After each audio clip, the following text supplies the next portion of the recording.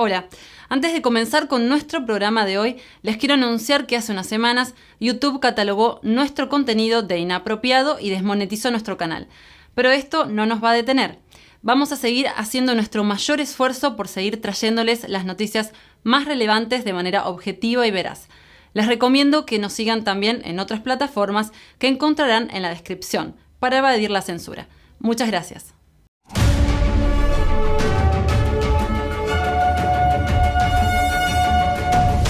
Bienvenidos a NTD Noticias, mi nombre es María Laura Claverí y estas son las noticias de hoy. Trump responde en una entrevista sobre si se presentará en las próximas elecciones. El jefe de planificación global de Facebook fue grabado por un periodista encubierto mientras daba declaraciones explosivas sobre la empresa. Y víctimas del régimen chino se manifestaron en Washington en contra de los Juegos Olímpicos.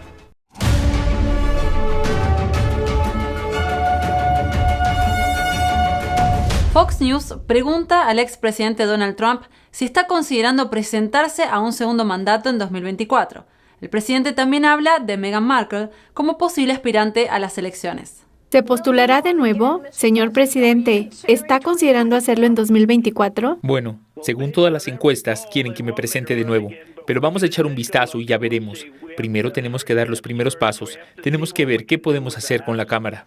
Trump también dijo que los republicanos tendrían la oportunidad de recuperar el Senado con un mejor liderazgo instalado allí, añadiendo que si Meghan Markle se presenta como la candidata demócrata, entonces se sentiría aún más fuerte para entrar en la carrera presidencial. La presentadora de Fox, María Bartiromo, dice que Markle se ha reunido con operativos demócratas. Además de hablar de otra carrera presidencial, Trump también dijo que la vacuna contra el virus del PSG es segura y eficaz, pero reconoció que muchos de sus partidarios no están interesados en ella. Un alto ejecutivo de Facebook dice que la compañía tiene demasiado poder y que debería ser disuelta. Eso según un vídeo de Project Veritas que acaba de publicar. Aquí están los detalles. Benny Thomas, jefe de planificación global de Facebook, habló con un periodista encubierto sobre la empresa y su CEO. Thomas dijo que Facebook y su CEO, Mark Zuckerberg, tienen demasiado poder y dijo que el gobierno debe intervenir para limitar el daño que el gigante de la tecnología hace a la sociedad. Government needs to step in and break up Google and Facebook. It's a better thing for the world. Instagram, Facebook, Messenger, Oculus, WhatsApp, they all need to be separate companies. It's too much power when they're all one together. Facebook aún no ha respondido a una solicitud de comentarios. Thomas dijo que Zuckerberg debería ser destituido como CEO y que Facebook y Google son tan grandes como un país. No king in the history of the world has been the ruler of 2 billion people. But Mark Zuckerberg is. And he's 36. Like, that's too much for a 36-year-old. Like, you should not be... you should not have power over 2 billion people. I just think that's wrong.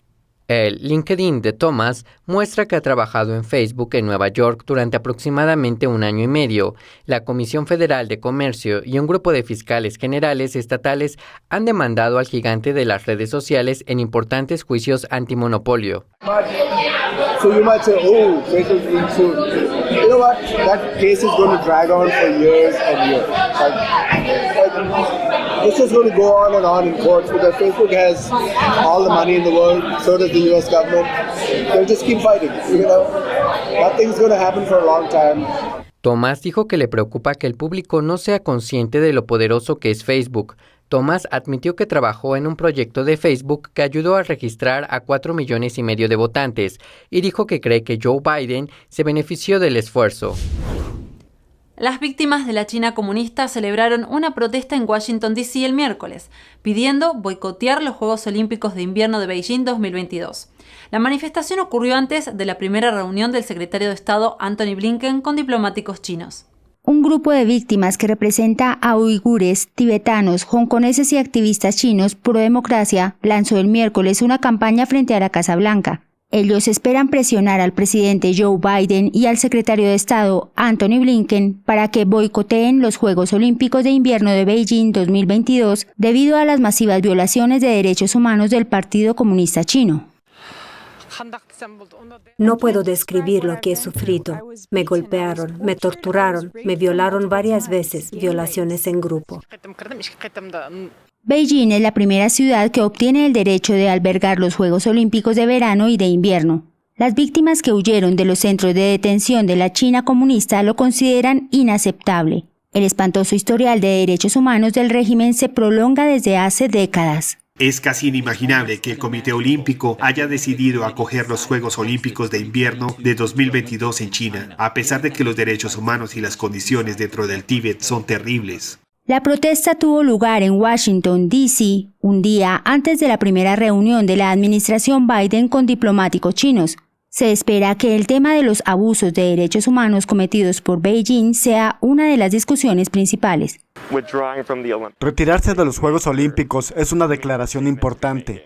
Las acciones cometidas por el régimen chino no pueden seguir siendo ignoradas.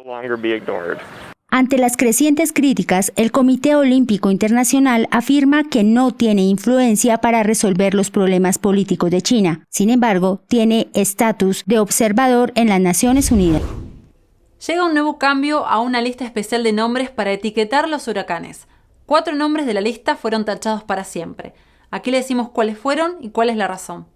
El Comité de Huracanes dio a conocer que los nombres Dorian, Laura, Eta e Iota quedan eliminados de la lista rotatoria de nombres utilizados para las tormentas en el Atlántico. Las autoridades dicen que la decisión se basó en las muertes y destrucción causados por esos huracanes. Dorian y Laura serán reemplazados por Dexter y Lea, respectivamente. El comité agregó que los nombres basados en el alfabeto griego no se utilizarán de nuevo debido a la distracción y confusión que causaron en las personas amenazadas por dichos huracanes. Desde 1953 se han retirado más de 90 nombres de la lista del Atlántico. Un pequeño grupo de cristianos evangelistas dicen que se encontraron con una desagradable sorpresa cuando Facebook censuró sus actividades. Ellos dicen que entienden por qué. Veamos la historia. Los cristianos han practicado y difundido el Evangelio durante milenios, pero un ministerio en Milwaukee, Wisconsin, realiza su labor a través de Internet. La Fraternidad Unida de Jesús fue fundada en 2013 por Nick y Leslie Rich. Nick dice que las redes sociales juegan un papel importante para ayudarles a llegar a corazones heridos y personas necesitadas. Me encontré con un hombre que se iba a suicidar y fui capaz de guiarle y convencerle de que no lo hiciera y animarlo y explicarle lo mucho que tenía para vivir y que mirara las cosas buenas y positivas en lugar de las negativas. Durante los últimos 9 meses, el ministerio de Nick ha crecido en Facebook, pero el gigante de las redes sociales le bloqueó la posibilidad de publicar sus servicios religiosos y de emitir en directo. Facebook dijo que había violado su política de spam. La plataforma le dirigió a sus normas comunitarias que muestran varios comportamientos que se consideran spam, pero no especificaron cuáles de estos elementos encontraron en su contenido. Y también dentro de esas normas comunitarias se llega al punto de amenazar con que podría ser realmente eliminado de Facebook como última medida, cuando no ha hecho nada que afecte la seguridad de nadie o dañe a nadie, excepto decir la verdad y tratar de dar a la gente esperanza en medio de la pandemia. Nick dice que no es el único cristiano bloqueado y restringido por Facebook. Otras personas de ministerios en Internet también fueron penalizados por Facebook por razones inválidas o aparentemente sin razón alguna. Nick dice que esto es un acto de discriminación religiosa. Los cristianos se conectan y comparten escrituras, videos que son para ayudar a la gente. Están guiando y evangelizando. Son atacados y bloqueados por 10 o 15 días. Están afectando mi ministerio al mismo tiempo, porque ahora no puedo salir en directo en Facebook y no puedo llegar a esas personas. ¿Y qué pasa si se suicida? Nick dice que Estados Unidos se construyó sobre la base de la libertad de expresión y que este es un principio que hoy en día está siendo lentamente erosionado. Y luego de la pausa veremos cómo Ford está planificando trasladar parte de la producción a México.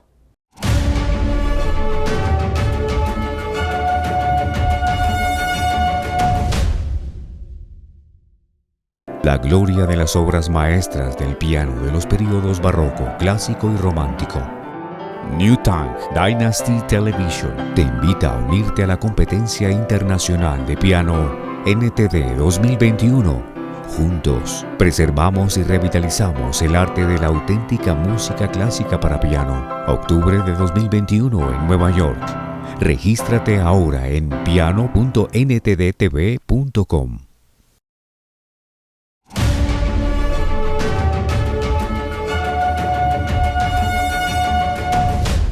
sindicato está muy molesto con Ford por sus planes de trasladar a México parte de la producción prevista en Ohio. Ford no confirmó la noticia cuando le preguntamos, pero el sindicato dice que está dispuesto a tomar medidas.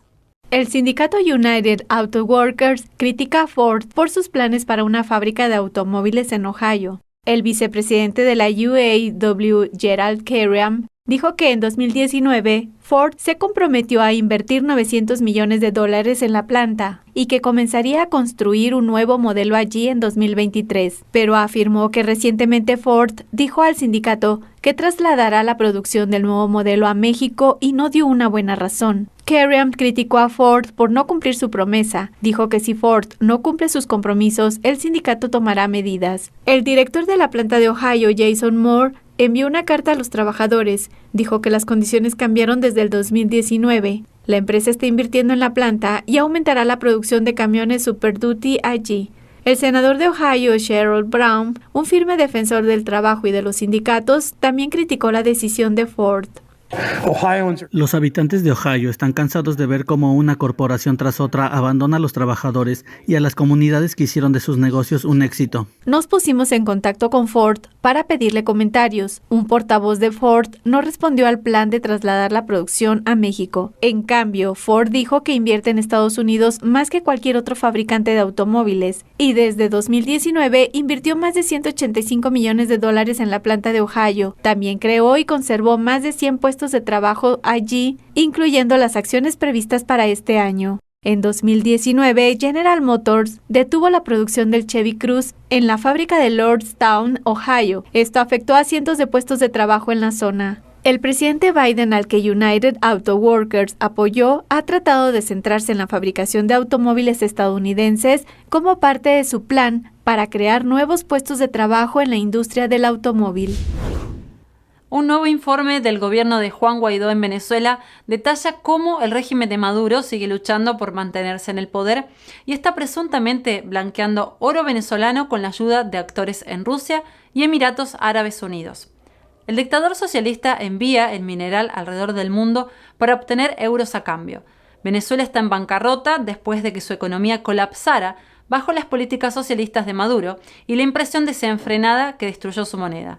Fergus Hodgson, fundador y editor ejecutivo de la publicación de inteligencia latinoamericana Icon Américas, ha seguido la historia.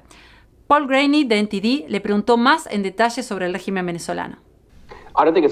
No creo que sea una sorpresa para nadie que el régimen venezolano esté haciendo maniobras turbias o costosas para sortear las sanciones. Están luchando por conseguir deuda internacional, así que van a utilizar otras técnicas. No es sorprendente, así que no es impactante. Lo que es, supongo, impactante es que publiquen un informe más completo o riguroso. Siempre sospechamos estas cosas, pero es difícil de precisar. Y así, el gobierno paralelo, podríamos decir que el gobierno legítimo que no está en el poder, ha publicado este informe en profundidad sobre... Supongo que es casi como un esquema de lavado de dinero. Supongo que es un esquema de lavado de oro. Es muy complicado. Lo que el informe dice es que el régimen está dispuesto a pagar un alto precio. ¿Por qué usar aviones rusos? Para volar a través de Malí y obtener dinero de Emiratos Árabes Unidos. ¿Significa que esto es muy costoso? ¿O hay una gran cantidad de gastos generales en este proceso? Así que están dispuestos a pagar un alto precio para conseguir el dinero en efectivo. En este caso, están recibiendo euros.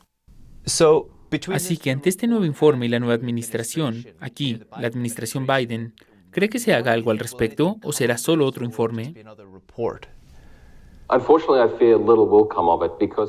Desgraciadamente, creo que se hará poco al respecto, porque las sanciones ya están en vigor desde la administración Obama. Así que en 2014 fue cuando se empezaron a acumular las primeras sanciones contra el régimen venezolano. Y aunque personas muy poderosas del régimen son sancionadas y no pueden ir a Estados Unidos y tener, digamos, inversiones sobre activos internacionales, simplemente siguen como antes. Así que no veo que la administración Biden vaya a hacer algo sobre esto, ni volverse más agresiva al respecto. El rebelde país americano es como un niño problemático para el que no se tiene una solución fácil, y me preocupa que se pudo haber hecho más antes para evitar esta inmensa crisis.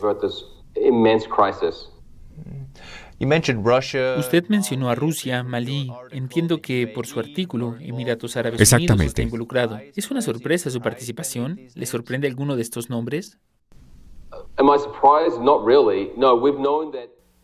¿Estoy sorprendido? La verdad es que no. No, sabemos que, básicamente, los enemigos ideológicos de Estados Unidos trabajan con Venezuela hace mucho tiempo, ya sea China, Irán o Rusia. Así que no me sorprende que estén involucrados y es casi como si se burlaran de Estados Unidos por participar en esta actividad, para decir que se puede sancionar a Venezuela, pero pueden evitar las sanciones gratis o hallar otra opción. Y también tienen intereses creados. Así que mucha gente se está beneficiando a través de esta muy corrupta, ya sabes, dictadura de golpeadores, es como yo la llamo. Así que hay una gran cantidad de dinero malo o de dinero sucio que fluye a través de este régimen. Así que mucha gente quiere que este flujo continúe.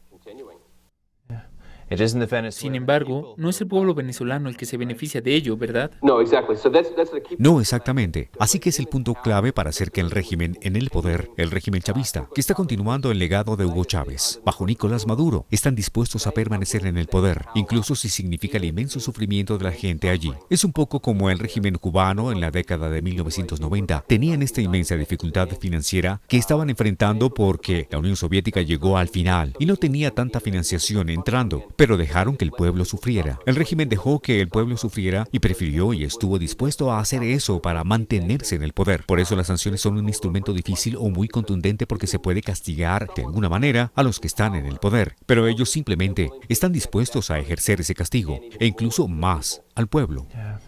Simplemente increíble. Fergus, realmente lo aprecio. Muchas gracias. Gracias. Los árboles frutales que están floreciendo en España ofrecen una visión impresionante. A medida que se acerca la primavera, cientos de miles de capullos están floreciendo. Los huertos se extienden por 85 hectáreas de campos en Aitona, España, produciendo un derroche de color. Miles de turistas y lugareños se acercan a los campos cada primavera para ver el espectáculo. Pero esta temporada las flores tienen un significado más profundo, tras un año de muertes relacionadas con el virus y confinamientos que paralizaron la vida normal para la mayoría. Estar aquí en un paisaje tan espectacular como este, que lo que simboliza es otra vez el inicio de un nuevo ciclo, ¿no? Y eso es lo que esperamos todos, que sea el inicio de un nuevo ciclo, que todos hayamos aprendido algo positivo de este año que ha sido muy duro. Y nada, y desear la mayor felicidad para todo el mundo, que hayan aprendido a apreciar cosas diferentes a lo que apreciábamos antes, ¿no? Y quizá era más material y empezar a valorar más a las personas y lo que tenemos como la naturaleza, como estos paisajes. Los árboles generan una producción anual de 330 millones de libras de fruta, incluidos melocotones y peras. Si se está preguntando qué ocurre a puerta cerrada en el régimen comunista que gobierna China, especialmente en el último año, no es el único. Los europeos desconfían cada vez más del régimen. El corresponsal de NTD en Francia, David Vives, habló con un senador que arroja algo de luz sobre el tema. Durante más de 10 años, el senador francés Andrew Gattolin trabajó en la política exterior de Francia, donde observó al PSC y su impacto en Asia y en Europa.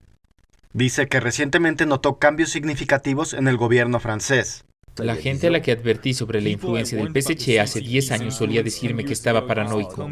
Hoy, algunos ministros y funcionarios de alto nivel con los que hablo en el Ministerio de Asuntos Exteriores parecen desconfiados y recelosos hacia China. Gattolin dice que hay varios ejemplos que revelan esto. Uno es el cierre de los institutos Confucio en varias universidades de Europa. En los Países Bajos, 2 institutos Confucio fueron cerrados recientemente por sospechas de actividades de espionaje del PSC. Parece que el PSC pensó que sería fácil, pero no fue así. Y hay casos similares en Reino Unido. A principios de este mes, la Universidad de Kentucky anunció que había cerrado su instituto Confucio. En una carta, el presidente de la universidad dijo, cito, «Hay una creciente y fuerte preocupación normativa federal con respecto a los institutos Confucio. Es simplemente una faceta de las tensiones actuales entre nuestros dos países». Gattolin también vio los cambios en el consejo de una agencia gubernamental de la que forma parte. El PSC se está volviendo más agresivo y audaz. Aunque es bastante fácil cerrar un instituto Confucio, es más difícil detener los intentos del PSC de influir en las universidades a través de las redes en las que se encuentra y la financiación que otorga. Pero Gattolin afirma que los funcionarios chinos del PSC son más audaces que nunca cuando se dirigen a los funcionarios franceses y en lo que les piden, en sus intentos de influir en la toma de decisiones. Un sondeo publicado en noviembre de 2020 muestra que alrededor del 70% de los franceses tienen un sentimiento negativo o muy negativo hacia el régimen chino. Los encuestados dijeron que su principal razón es el virus del PSC y la forma en que las autoridades chinas lo gestionan. Más de la mitad dijo que su opinión sobre el régimen se había deteriorado en los últimos 3 años. Y continuando con China, ahora los dejamos con Julián Bertone, quien nos trae más noticias sobre China. El Partido Comunista Chino, o PSC, es conocido por utilizar los negocios y el comercio como una palanca para obtener beneficios políticos. Pero, ¿qué tendrían para decir los antiguos políticos y la cultura china tradicional al respecto? En este informe especial analizaremos el papel y la cultura de los negocios en la tradición china. Comencemos con las antiguas creencias chinas sobre el libre comercio y cómo se estructuraba la relación del gobierno con los comerciantes y las empresas. Hace miles de años, mucho antes de que el capitalismo apareciera en Europa, surgió en China un pensamiento económico similar a la estructura de la economía de libre mercado. El historiador chino-estadounidense Yu Jinshi mencionó un ejemplo de ello en su ensayo Cultura empresarial y tradiciones chinas. Alrededor del siglo VI a.C., un sabio estadista llamado Si Chan se negó a utilizar el poder del Estado para intervenir en los asuntos del mercado. La petición de intervenir vino del ministro principal de otro estado. Este ministro quería obligar a un comerciante a venderle un anillo de jade, pero Si Chan se negó y dijo que existe un pacto entre el gobierno y los comerciantes de su país. El pacto era el siguiente: si no se rebelan contra mí, no interferiré violentamente en sus negocios. No les pediré ni tomaré nada y podrán conservar sus mercados rentables, sus cosas preciosas y sus bienes, sin que yo tenga conocimiento de ello. Sobre la base de ese principio, aunque Si Chan buscaba establecer buenas relaciones con el otro estado y su ministro, no podía violar su pacto con los comerciantes de su país. La ideología principal presente durante la era imperial de China también apoyaba el libre comercio y los bajos impuestos. El segundo sabio del confucianismo, Mencio, dijo una vez que si la gente no puede comerciar libremente, le sobrarán algunos bienes, pero no podrá satisfacer su necesidad de otros. También argumentó fuertemente contra los derechos de aduana y de mercado. Mencio dijo: si un rey puede hacer cumplir las regulaciones sin imponer altas rentas e impuestos, entonces todos los comerciantes del reino estarán contentos y desearán almacenar sus bienes en su mercado. También dijo: si en sus pasos fronterizos se inspecciona a las personas pero no se cobran impuestos sobre las mercancías u otros artículos, entonces todos los viajeros del reino estarán satisfechos y desearán recorrer sus caminos. El confucianismo cree que la interferencia del Estado en el mercado debe ser mínima y que la riqueza de un Estado debe quedarse en el pueblo y no en el Estado. Uno de los discípulos famosos de Confucio, Zhigong, era un comerciante rico. Era muy respetado por los funcionarios del Estado y sus esfuerzos ayudaron a que la fama de Confucio se extendiera por toda China. En su libro Registros del Gran Historiador, el historiador chino Sima Qian sostenía que el desarrollo de los negocios no se lograba mediante acciones del gobierno, sino siguiendo el curso de la naturaleza. En particular, el libro hace hincapié en la ética empresarial. En un capítulo titulado Biografía de los hacedores de dinero, separa a los comerciantes ricos en categorías. El nivel superior está formado por los estrategas y políticos que fueron buenos administradores del dinero del país para hacer que todo el país fuera rico y fuerte. Son los llamados caballeros ricos y virtuosos. En el nivel medio están los que se hicieron ricos aprovechando el momento oportuno y que acumularon su riqueza mediante actividades empresariales diligentes e inteligentes. En el nivel más bajo se encuentran los ricos sin escrúpulos, que son aquellos que se dedican a actividades bajas o incluso ilegales para conseguir dinero. Una de las historias del libro detalla la vida de Bai Gui en el siglo VI a.C. Bai es conocido como el padre de los negocios en China. Propuso un concepto de negocio que se explica como, y cito, lo que otros tiran, yo lo tomo, lo que otros toman, yo lo regalo, lo que es similar a la idea actual de comprar barato y vender caro. Sostenía que la gestión empresarial es como gobernar un país o desplegar tropas, lo que requiere sabiduría, valor, benevolencia y fuerza. Decía, si un hombre no tiene la sabiduría suficiente para adaptarse a los tiempos, el valor suficiente para tomar decisiones, la benevolencia suficiente para saber dar y recibir, y la fuerza suficiente para mantenerse firme, aunque quiera aprender mis métodos, nunca le enseñaré. Bai era conocido por ser frugal y disciplinado, y a menudo evitaba el estilo de vida lujoso y en cambio trabajaba junto a sus empleados. Existen historias similares sobre otro famoso comerciante de la antigua China llamado Fan Li. Hizo grandes fortunas 3 veces en 19 años, sin embargo cada vez las regaló a los necesitados y luego empezó de cero. Esto se debe a que creía que la riqueza debía estar en constante movimiento, como el agua, que circula constantemente entre la tierra y el mar. Una vez ayudó a un rey a reconstruir su nación, pero tras su éxito abandonó inmediatamente el país. Incluso fue seleccionado como primer ministro de un reino, pero dimitió al poco tiempo de servir. Fan no estaba apegado a la riqueza personal ni a la fama, gracias a su comprensión de un antiguo texto chino, el Libro de los Cambios. Fan dijo una vez, obtener una gran riqueza y servir como primer ministro son los mayores logros para un hombre común como yo. Me traerá mala suerte si los conservo durante mucho tiempo. También dijo, hay prosperidad y declive en la vida de uno. Una vez que la buena fortuna llega a un extremo, el rumbo debe girar hacia la dirección opuesta. Los antiguos comerciantes chinos también hacían hincapié en mantener la confianza hacia los empleados. En el siglo XVII, un comerciante llamado Si Benshen desarrolló una red comercial con muchos almacenes por toda China. Nunca visitó ninguna de las sucursales. Sin embargo, sus instrucciones escritas eran cumplidas fielmente por sus empleados. Algunas dinastías chinas, sin embargo, aplicaron políticas que discriminaban a los mercaderes, como la prohibición de vestir determinadas prendas. Estas normas hicieron que los comerciantes fueran despreciados en ciertos periodos de tiempo. Pero el erudito del confucianismo del siglo XVI, Wang Yanming, se opuso a ellas. Afirmó que en la antigüedad personas de diferentes ámbitos de la vida seguían el mismo camino o código ético. Solo cuando las personas perdieron sus principios originales y empezaron a buscar el beneficio personal, compitiendo por superarse unos a otros, empezaron a tener un buen concepto de los eruditos y los funcionarios y a despreciar a los comerciantes. Pero también surgió en China otro tipo de principio comercial que sugería políticas completamente opuestas al confucianismo. Se llamó la escuela de pensamiento legalista.